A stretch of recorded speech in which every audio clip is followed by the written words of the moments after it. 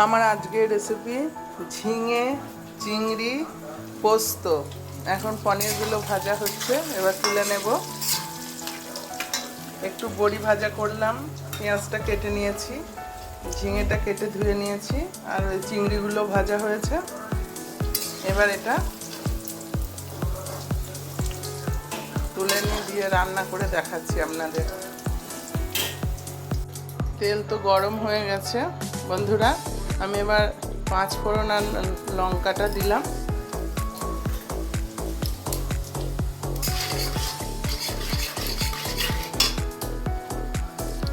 ঝিঙে দিয়ে, চিংড়ি মাছ দিয়ে আর পনির দিয়ে পোস্ত করব।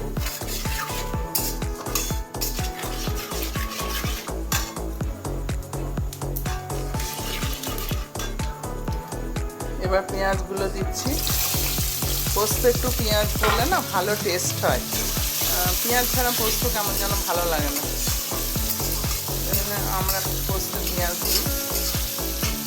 নিরামিষের দিনে দিই না, যেদিন পুজো টুজোর সময় বা অন্য ব্রত করলে তখন দিই না, এখন তো দিতে হবে।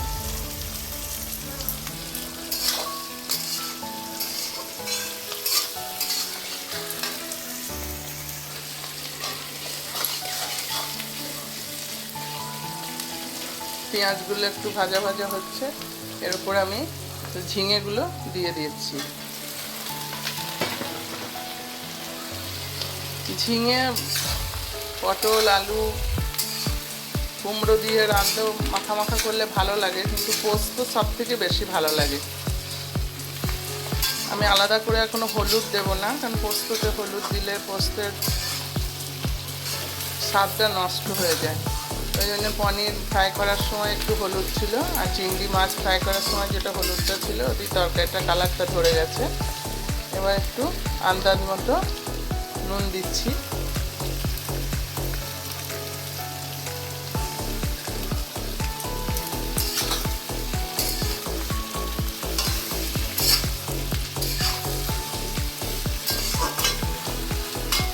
বড়িগুলো ভেজে রেখেছি, এগুলো দিয়ে দিলাম।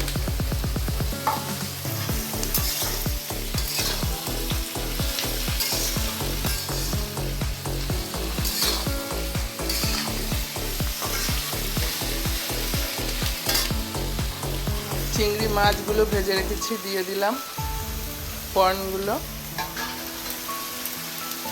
এখনকার নিউ জেনারেশন চিংড়ি মাছ বলেই না, পর্ন ঠিকই বলে, ইংরেজি নামটা ইউজ করে।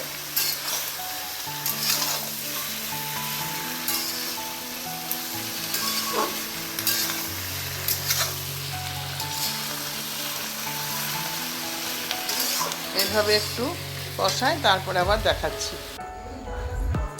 দেখুন বন্ধুরা, নুন দেওয়া হয়েছে, ভাজার সাথে সাথে কি সুন্দর তেল ছেড়ে দিয়েছে, জল জল হয়ে গেছে। এতে আমি আলাদা করে জল দেব না, সিমেই করব মাখা মাখা করে। এবার আমি কাঁচা পাকা লঙ্কাগুলো দিচ্ছি।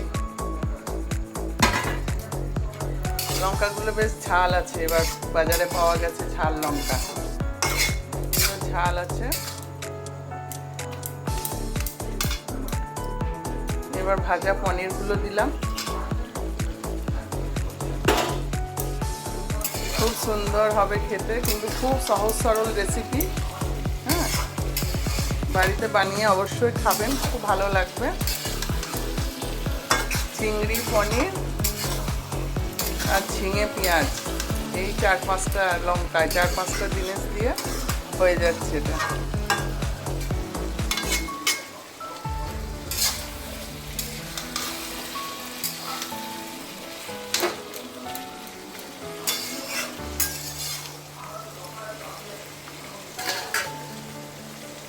এবার আমি একটু জল দেব না, এই থালা দিয়ে ঢেকে দিলাম।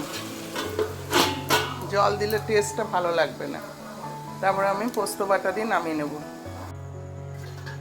দেখি কি অবস্থায় আছে।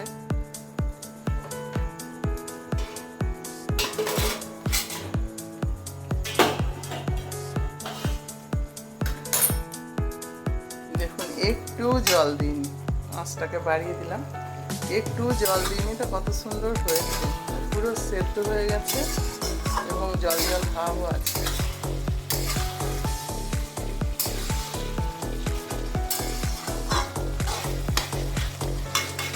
এবার আমি 4টে লঙ্কা দিয়ে পোস্তটা বেটেছি, পোস্তটা দিয়ে দিচ্ছি পুরোটা।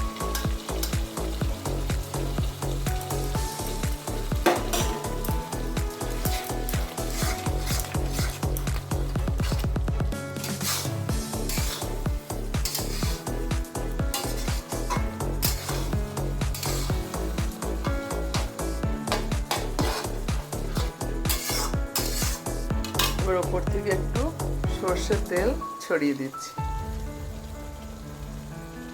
পোস্ত সর্ষের তেল ছড়িয়ে দিলেন, গ্যাস বন্ধ করে দিলাম, খেতে খুব ভালো লাগে।